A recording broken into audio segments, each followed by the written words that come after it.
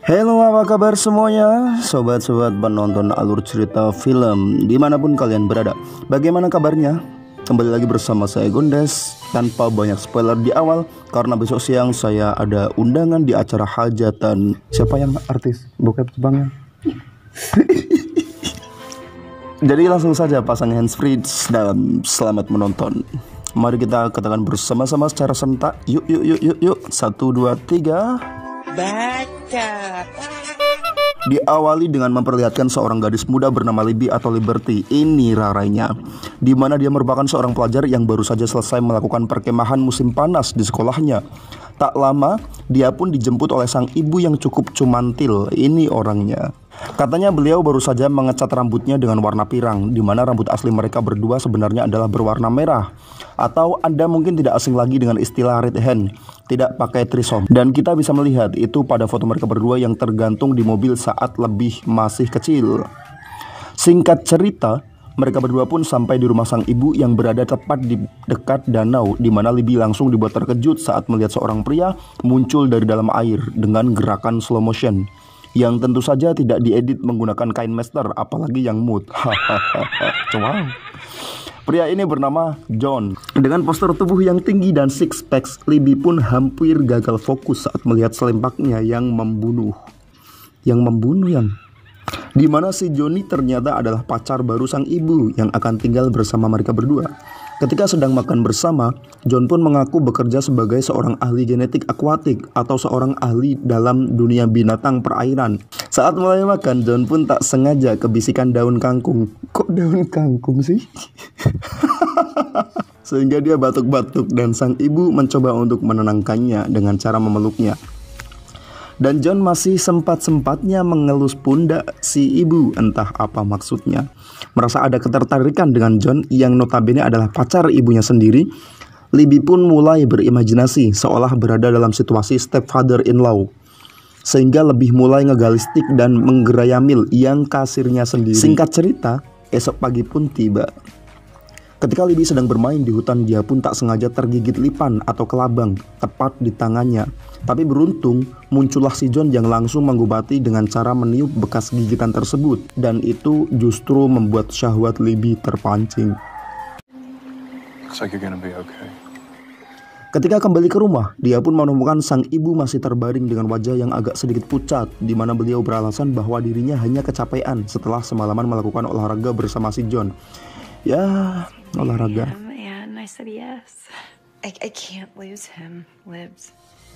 Sore harinya, Libby pun berinisiatif untuk berterima kasih kepada si John dengan membawakannya minuman kaleng, yang mana saat si John kebetulan sedang berada di ruang bawah tanah, Libby pun melihat ada seekor hewan aneh yang berada di dalam akuarium.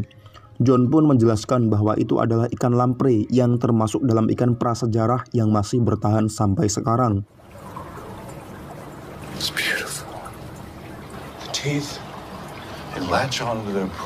John mengajak Libby berkeliling danau menggunakan perahu, di mana John sengaja melihat darah muncul dari kedua pahanya si Libby, yang ternyata dia sedang datang bulan, coy. Dan itu cukup membuat mereka berdua canggung. Gaduh kape toh, repot. Dengan cepat, Libby pun kembali ke rumah untuk mandi dan membersihkan diri. Namun sesuatu terjadi yang mengejutkan ketika John tiba-tiba masuk ke kamar Libby dan berdiri tepat di samping Libby tanpa dia menyadarinya. Sehingga bisa disimpulkan bahwa ada sesuatu yang aneh dengan sosok si John ini. Singkat cerita, malam pun poek. Libby pun tak sengaja terbangun di tengah malam oleh sebuah cahaya merah yang muncul dari danau, di mana lebih langsung dilihat terkejut ketika melihat si John berjalan masuk ke dalam sumber cahaya tersebut. Namun saat Libby menghampirinya, si John tiba-tiba sudah berada di belakangnya. Entah siapa sebenarnya yang Libby lihat, tapi pakaian si John memang kering dan tidak mungkin dia masuk ke dalam air dan langsung kering begitu saja. Sehingga hal tersebut membuat Libby menjadi bingung. I'm really sorry if I scared you. I'm pretty dry. Esok paginya, Libby pun menemukan sang ibu tengah utahan di kamar mandi. Tengah utahan apa? Muntah-muntah. Oh, meteng gimana? di mana Libby menganggap bahwa mungkin bundanya sedang hamil sehingga dia memutuskan pergi ke apotek untuk membeli tes pack. Dan lagi-lagi terjadi sesuatu hal yang mengejutkan ketika Libby melihat si John tengah berjalan bersama wanita lain. Entah pria itu memang si John atau hanya mirip saja, tapi saat pulang ke rumah, si John ternyata masih bersama ibunya di kamar. Sehingga Libby berpikir bahwa pria tadi mungkin hanya mirip saja dengan si John. Saat malam harinya, Libby pun tak kuasa menahan keresahannya terhadap keberadaan si John yang semakin aneh, di mana terjadi perdebatan antara ibu dan anak yang membuat Libby harus mendapat cabokan dari ibunya sendiri. Pun terdengar suara aneh dari kamar ibunya yang saat dihampiri ternyata mereka berdua sedang berolahraga. Tapi yang membuat lebih terkejut adalah saat melihat punggung si John yang muncul berupa ruas-ruas aneh dari dalam kulitnya, sehingga Libby yang ketakutan memutuskan untuk kembali ke kamarnya. Khawatir dengan sang ibu, Libby pun kembali ke kamar dan menemukan mereka berdua sudah tidak ada. Untuk kemudian Libby pergi keluar dan mencoba mencari kemana mereka pergi. Setelah mobilnya terperosok dan justru menemukan benda aneh di dalam air yang entah apa itu, Libby pun masuk kembali ke dalam rumah dan pergi ke ruang bawah tanah yang akhirnya sang ibu ditemukan dengan kondisi sudah terikat tepat di dalam akuarium milik si John. Saat sedang mencoba melepaskan ikatan sang bunda, tiba-tiba terdengar suara yang membuat Libby langsung bersembunyi, di mana itu adalah si John yang baru saja muncul untuk kemudian mendekati bunda yang sedang melahirkan sesuatu dari dalam liang kasirnya. Ternyata benar alasan si ibu, muntah-muntah adalah karena beliau sedang hamil, tapi tentu saja bukan hamil bayi manusia, melainkan sesuatu yang lain yang telah ditanamkan oleh si John ini. Si John ini keluar membawa bayinya. Libby pun mengintip dan melihat si John sedang mengeluarkan semacam cahaya dari tubuhnya yang ditransfer ke dalam bayi tersebut. Sehingga sekarang sedikit bisa disimpulkan bahwa si John bukanlah manusia normal pada umumnya. Libby pun dengan cepat menghubungi polisi. Saat sedang menjelaskan situasinya, muncullah si John yang langsung mencekik Libby, di mana saat mulutnya dibuka muncullah lidah aneh yang panjang sehingga bisa dipastikan bahwa si John adalah spesies alien yang mengambil rupa seperti seorang manusia.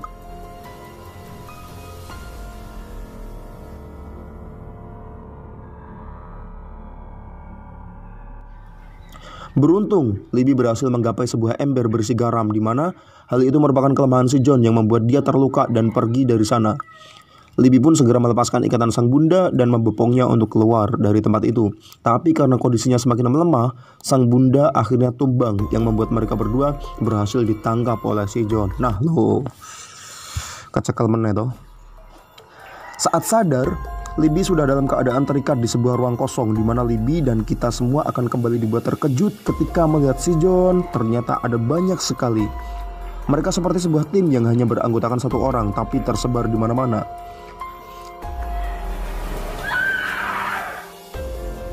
Ibunya yang sudah terluka tadi pun mendekati Libby kemudian memaksanya buka mulut, di mana si John mengeluarkan benda bersinar dari tubuhnya yang langsung dipindahkan ke dalam tubuh Libby. Saat sadar, Libby sudah berada di dalam sebuah peti kaca yang cukup aneh dan bercahaya, di mana peti tersebut tidak hanya ada satu, tetapi banyak sekali, dan peti-peti tersebut sudah terisi oleh para wanita berambut merah sama seperti dirinya.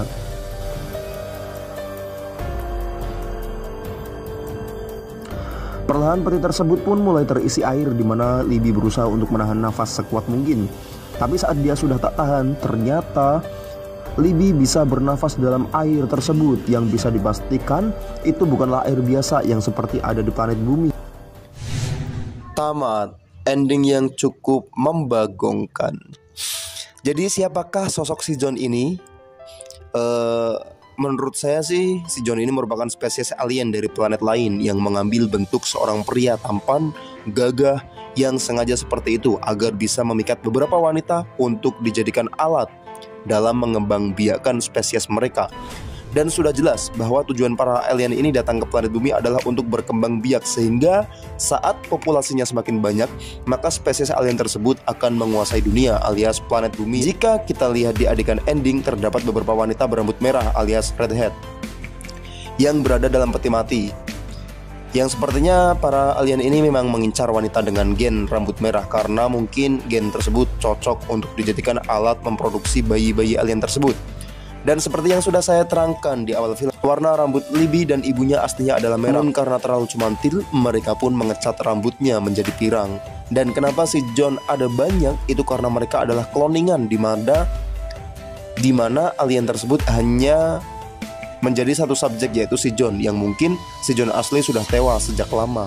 Dan semuanya sudah jelas. Jadi pesan yang bisa kita ambil dari film ini adalah waspadalah dengan stepfather, apalagi pakai in-law. Saya Gondes beserta jajaran tim saya yang beranggotakan hanya satu orang, dan ya di sini saja mengucapkan terima kasih bagi kalian yang sudah menonton video ini. Jangan lupa klik like, share, and subscribe. Bye bye.